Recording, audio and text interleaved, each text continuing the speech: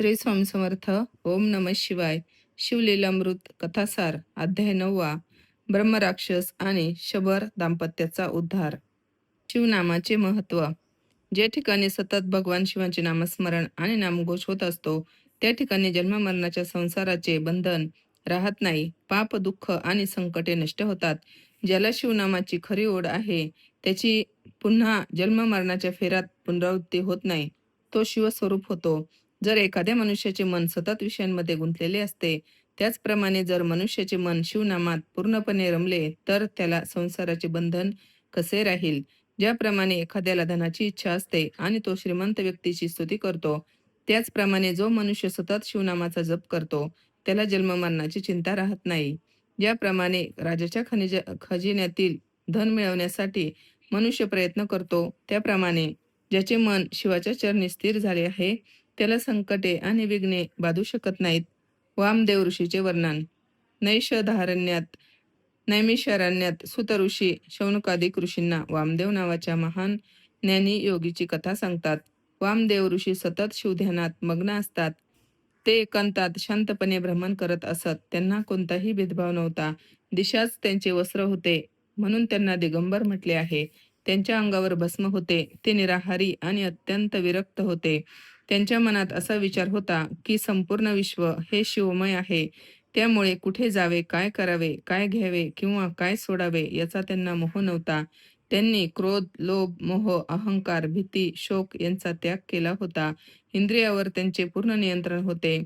दया, क्षमा आणि वैराग्य त्यांच्या अंगी होते. त्यांनी संसाराचा पूर्ण त्याग केला होता. घर, पत्नी, मुले किंवा संपत्ती यांच्याशी त्यांना कोणताही संबंध नव्हता. त्यांचे खरे मौन म्हणजे फक्त न बोलणे नव्हते. त्यांच्या मनात सतत शिवाचे स्मरण आणि शिवाचे ज्ञान होते. त्यामुळे त्यांचे मौन हे भेदभावरहित आत्मज्ञानाचे मौन होते. ब्रह्मराक्षसाचा उद्धार. वामदेव ऋषी एकदा जंगलातून जात असताना त्यांना एक अतिशय भयंकर ब्रह्मराक्षस दिसला. तो अत्यंत भयानक होता. त्याने असंख्य जीवांना खाल्ले होते. तो पापी आणि अतिशय भुकेला होता. त्याने वामदेवांना पाहिले आणि धावत जाऊन त्यांना मिठी मारली. पण आश्चर्य घडले. ज्याप्रमाणे लोखंडाचा स्पर्श परिसाला झाला की ते सोने होते, त्याचप्रमाणे वामदेवांच्या शरीराला स्पर्श होताच त्या राक्षसाच्या मनात परिवर्तन झाले.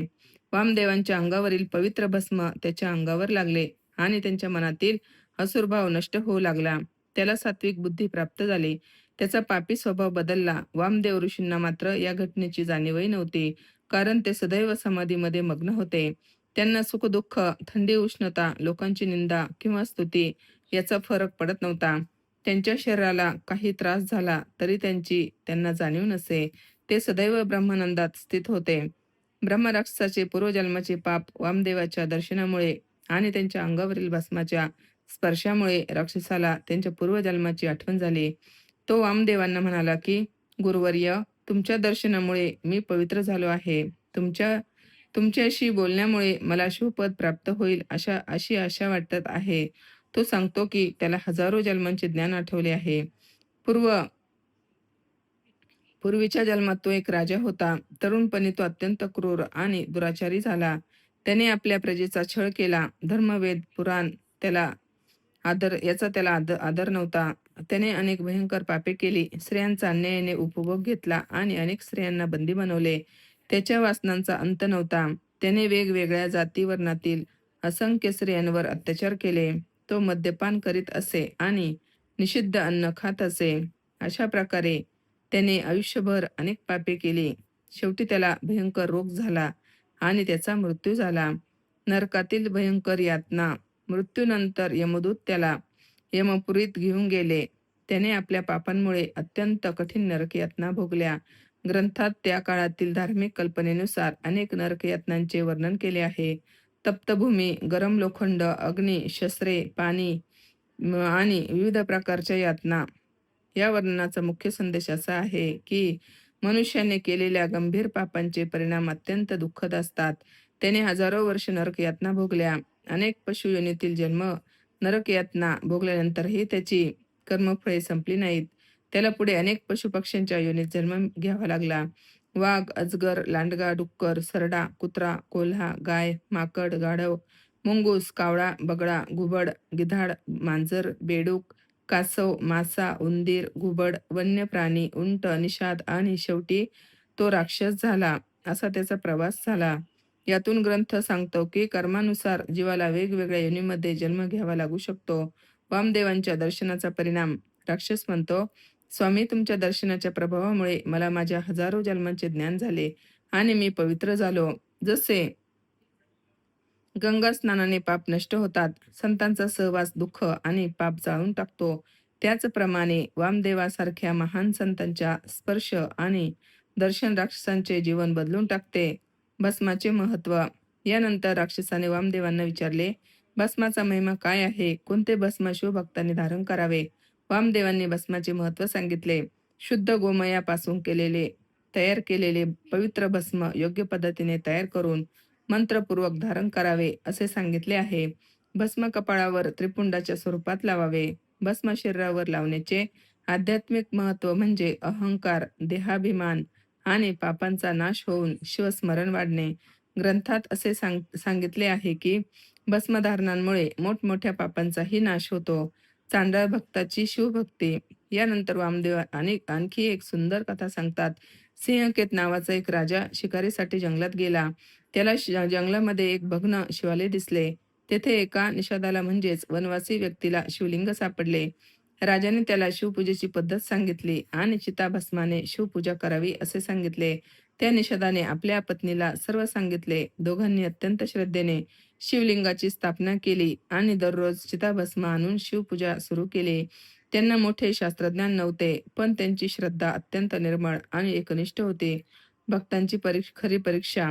एके दिवशी त्यांना चिताभस्म मिळाले नाही. पूजा कशी करायची हा प्रश्न निर्माण झाला. निषदाची पत्नी म्हणाली, शिवाची पूजा थांबता कामा नये. जर माझ्या शरीराच्या भस्माने शिवपूजा होणार असेल, तर मी माझे शरीरच शिवाला अर्पण करते. तिने अग्नी प्रज्वलित केला आणि आपले शरीर त्यात अर्पण केले. निषादाने तिच्या शरीराचे भस्म शिवलिंगाला अर्पण केले आणि भक्तिपूर्वक पूजा केली. भगवान शिवाने त्याची भक्ती आणि निष्ठा पाहिली. शंकरांनी त्यांच्यावर प्रसन्न होऊन त्यांचा उद्धार केला. त्यांना दिव्य विमान प्राप्त झाले आणि दोघेही शिवपदाला गेले. या कथेचा मुख्य संदेश काय आहे? या कथेचा अर्थ असा आहे की प्रत्येकाने अशा प्रकारे स्वतःला त्रास द्यावा. मुख्य संदेश आहे, देवाला बाह्य दिखावा नको, खरी श्रद्धा, निष्ठा आणि निर्मळ भक्ती महत्वाची आहे. भगवान शिव भक्तांच्या मनातील भाव पाहतात.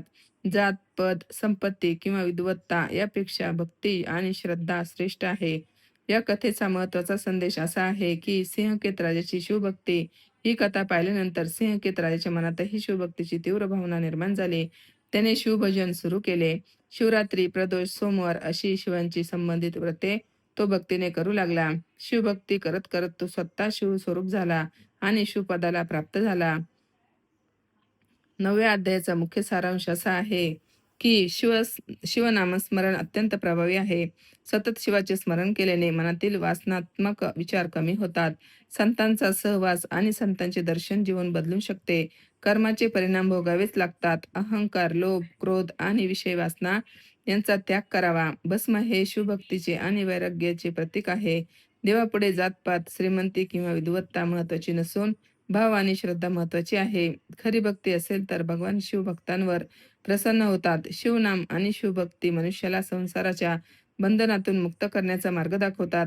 संपूर्ण विश्व शिवमय आहे ही भावना मनात निर्माण करणे हा या अध्यायाचा अत्यंत सुंदर आध्यात्मिक संदेश आहे. अध्याय 9वा संपूर्ण. श्री सांब सदाशिवार्पणमस्तु. ओम नमः शिवाय. झालेली सेवा भगवान शिवशंकरांच्या चरणी अर्पण. श्री स्वामी समर्थ महाराजांच्या चरणी अर्पण. श्री स्वामी समर्थ. भेटूया पुढल्या व्हिडिओमध्ये अशाच एका नवीन विषयासह. तोपर्यंत श्री स्वामी समर्थ. अवधूत चिंतन. श्री गुरुदेव दत्त.